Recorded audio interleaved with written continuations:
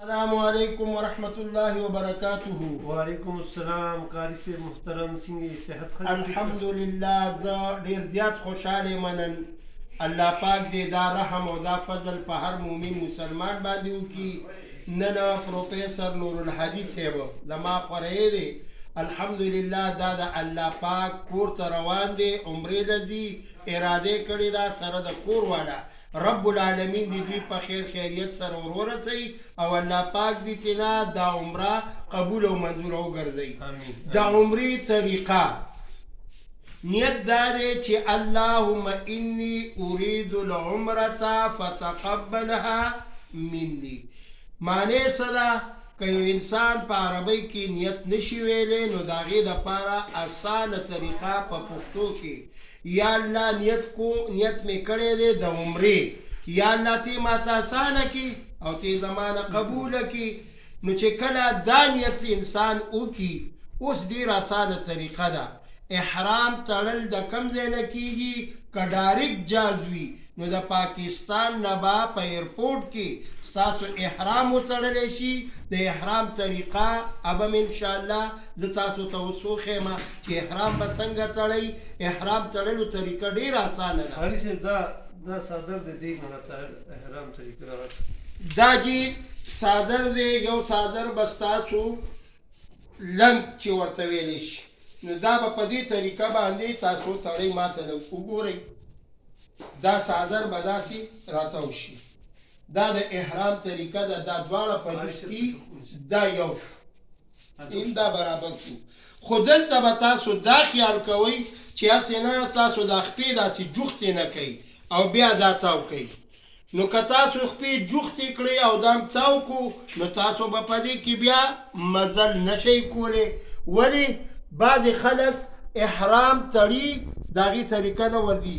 دا یو خپه به دلته کې وي دا بل خپه به دلته کېږي داسې کولاو به ودرېږي. نو دا به څنګه کوو؟ یم داسې ګورئ ورته داسې شو نو دې ځای کې به تاسو دلته غوټه ورکړئ. صحیح شو جي داسې. اوس چې زه دې کې ګرځم دا احرام دی او بل صادر یو صادر بل دا کوي یو صادر بل معنا را کوي چې تاسو زه پوره مکمله طریقه وښیم. دا بل صادر دی. اوس دې کې خیال به دا کوئ نارینه حضراتو دپاره دا خبرې دي.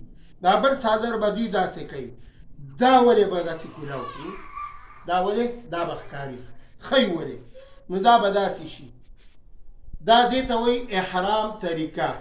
ګوره خپې زما کولاوې وي زه قدم اخیستی شم ښه کولاو قدم اخیستی شم. دا د احرام طریقه ده. ټوپۍ به په سر نه وي څپلۍ چپړه به وغیره به په خپو کې نه وي. الله ته به ځان عجزه کړي بیت الله شریف ته چې مخامخ شي په پوړو کوزیږي نو مخامخ به بیت الله شریف ته داسې نه ګوري. سر به دې داسې ښکته کړی وي او طریقه هم دا ده چې عاجزي څه ته وایي چې ستا سر ښکته وي. چې کله د پوړو نه مکمل دوه قسمه پوړۍ دي. یو پوړۍ چې دا د بجلی والا ده او بله پوړۍ چې ده نو ساده پوړۍ دي. نو چې کم وخت کې خلک چغې شروع کړي او جړا به شي الله اکبر چغې به شي نو تاسو ته به پته ولګي چې دا پوړۍ ختمې شوې مخامخ بیت الله شریف دی. نو فورا به لاسونه اوچت کوئ او دقه وخت کې به ووایئ چې اله العالمینه زه تانه کم سوال کومه یا الله ته مانه دغه سوالونه ټول قبول او منظور کا. لاسونه به راکاږي بیت الله شریف ته به مخامخ وګوري خو هم په یو نظر باندې کتل نه دي پکار. د هغې روب او دبدبه د امره ده چې انسان باندې جړا راشي ولا فریاد کوي دغه وخت کې نو دا بیا سر ښکته کړي نو بیا به ورته مخامخ شي. نو دلته وګورئ دلته شین راډ لګېدلی دی.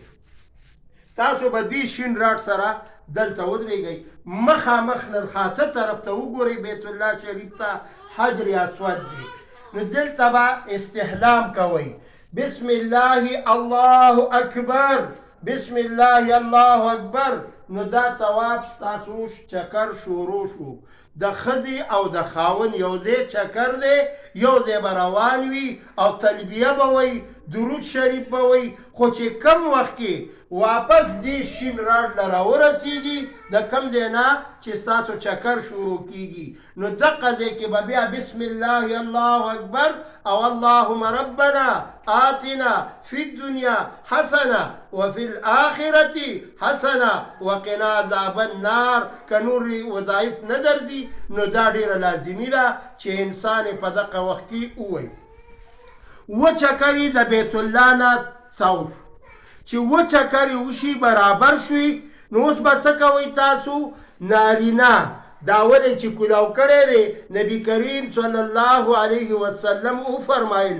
صحابو ته ای صحابو تاسو چکرې وخی خو دې مشرکینو ته چې کم مخامخ ولاړ دي دا ولې داسې ووخی پهلواني وکئ نو دا نارینه به داسې کوي دا ولې به داسې کوي او په چکر کې به لږ تیز ځي زنانه به ولې نه وی زنانه باندې ولې وهل نشته منډه نشته په آرام آرام به ځي تلبیه به په مزه وی کله چې دا چکرې پوره شي نو دې خوا قبلې طرف ته د شین راډ سره نږدې تاسو وګورئ مقام ابراهیم دی 2 رکعاته نفل دقلته خلک کوي تاسو به هم ادا کوئ چې 2 رکعاته نفل وشي دې قبلې طرف ته صفا او د مروه غټ ګیټ لګېدلی دی چړۍ ده ښکته شوې ده نو تاسو به هم پرې ورکوشئ نو چې وګورئ ښه ښایسته ډیرۍ ده د صفا غر دی هغه غر سره به دعا وکړي او چکر به شروع کړي دغلته بیا ځای په ځای لیکل شوي دي چې دوړ نه یعنی دوړ ولګوه نو دا نارینه به منډه وی څه حده پورې خپله زنانه به پرېږدي هغه دی پورې چې منډه وی فوراً به زنانه ته بیا خپل ودرېږي زنانه به خپل سړي ته ګوري چې زما سړی دغه دی پورې لاړو ما ته به ولاړ وي نو دا دی لږه ګړندی شي لږه په څکړه څکړه دی روانه شي چې کله چکرې پوره شي د صفا نه واله تر مروه پورې نو په مروه باندې به چکر کې حلاله کوي حلاله څه ته وایي سر کټ کولو ته ویلی شي یعنی ویښته کټ کول سر کټ کولو مطلب ویښته کټ کول که په کینچۍ سره کوي او که په پاکۍ سره کوي نارینه زنانو دپاره هغه صورت دی چې کله نارینه ځان حلال کړي دې ته حلال وایي یعنی سر کنجے کی